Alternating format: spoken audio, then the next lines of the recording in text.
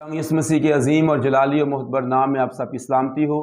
میرا نام پادری ایمانویل تبسم ہے۔ آئیے عزیزو، ہم خدا کے مقدس کلام میں سے پولس رسول خط کرنتھیس کے مقدسوں کے نام، اس کا پہلا عام خط ہے، اس کا 15واں باب، اس کی 58 ورس لکھا ہے: پس اے میرے عزیز بھائیو، ثابت قدم اور قائم رہو، اور خداوند کے کام میں ہمیشہ افزائش کرتے رہو، کیونکہ یہ جانتے ہو کہ تمہاری محنت خداوند میں بے فائدہ نہیں ہے۔ پاک کلام کے پڑھے اور سنے جانے پر خداوند کی برکت ہو، آمین۔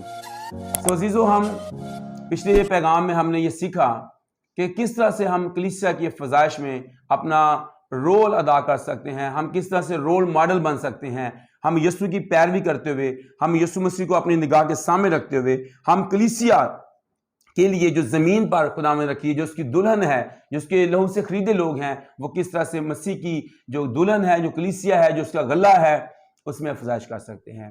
ہم نے پہلی بات سیکھ لی تھی، اب دوسری بات ہم سیکھیں گے۔ میرے ساتھ دیکھیے گا رسولوں کے اعمال، اس کا 16واں باب۔ یہاں پر بڑی خاص بات ہے جو ہمارے لیے یہاں سیکھنے کے لیے ہے۔ رسولوں کے اعمال، اس کا 16واں باب، اور اس کی ہم پڑھیں گے 29ویں آیت سے۔ 16 باب کی 29ویں آیت میں لکھا ہے: وہ چراغ منگوا کر اندر جا کودا، اور پولس اور سیلاس اس کے آگے گرے، ان کے آگے گرا، اور انہیں باہر لا کر کہا: اے صاحبو، میں کیا کروں کہ نجات پاؤں؟ انہوں نے کہا: خداوند یسوع پر ایمان لا تو تو اور تیرا گھرانہ نجات پائے گا، آمین۔ مسیح کی کلیسیا میں دوسری اہم چیز جس میں ہم اس کی افزائش کر سکتے ہیں، وہ اس کی نجات ہے جو میرے خاندان کے لیے ہے۔ ہاللیلویہ۔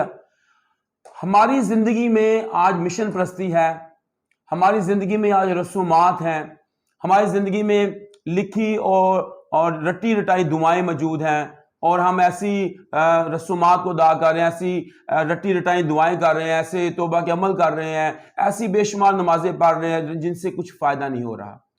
کلیسیا ترقی کرنے کی بجائے کلیسیا تنزلی کی طرف جا رہی ہے، کلیسیا گراوٹ کی طرف جا رہی ہے۔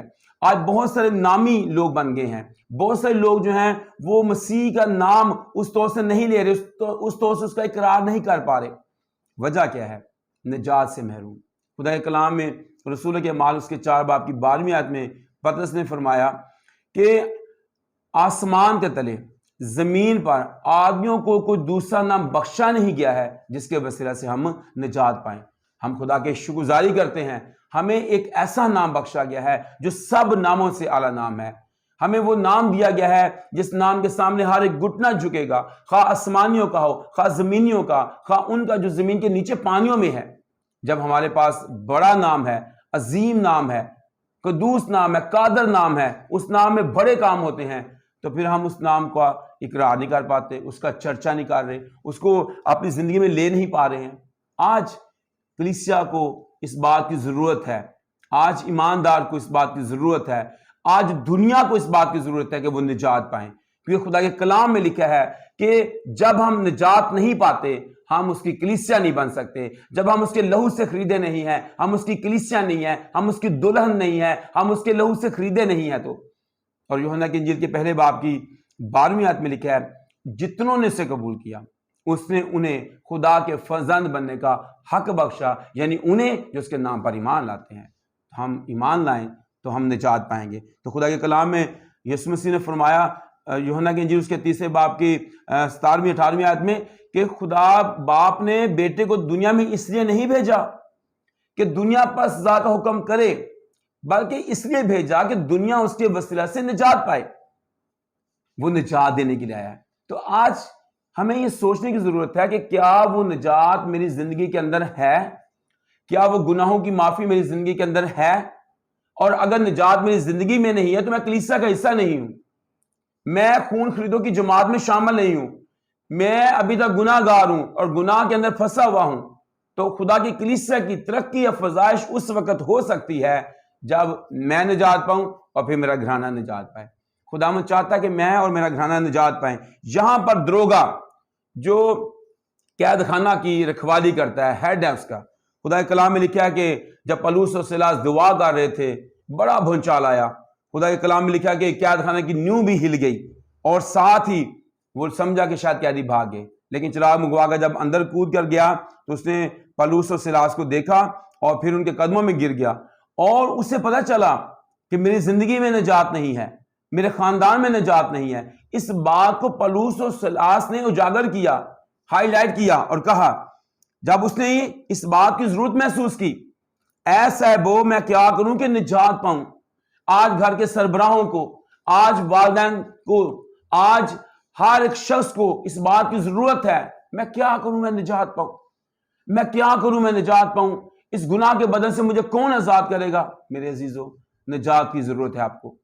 خدا کا کلام کہتا ہے اے صاحبو میں کیا کروں کہ میں نجات پاؤں۔ انہوں نے کہا خداوند یسوع مسیح پر ایمان لا تو تو اور تیرا گھرانہ نجات پائے گا۔ ہاللیلویہ۔ یہ نہ صرف اس کے لیے بلکہ اس کے خاندان کے لیے بھی نجات کا باعث ہے۔ خدا کا کلام کہتا ہے کہ یسوع مسیح پر ایمان لا تو اور تیرا گھرانہ کیا پائے گا؟ نجات پائے گا۔ آج ضرورت اس بات کی ہے آپ نجات پائیں، آپ کے بچے جو بالغ ہو گئے ہیں ان کو نجات کی ضرورت ہے، ان کی ملاقات یسوع سے کروائیں۔ یسوع ان کو بلاتا ہے، یسوع ان سے پیار کرتا ہے، یسوع کسی گناہ گار کی ہلاکت نہیں چاہتا بلکہ وہ چاہتا ہے کہ سب کی نوبت توبہ تک پہنچے۔ اب یاد رکھیں نوح کا خاندان، کس طرح سے نوح نے اپنے خاندان کو بچا لیا اور وہ کشتی میں سوار ہو گئے اور وہ نجات پا گئے۔ خداوند چاہتا ہے کہ آپ نجات پائیں۔ بے شمار خاندان جو نجات پا گئے اور ان کے ہیڈز جو ہیں، ان کے سربراہوں نے ایسا قدم لیا۔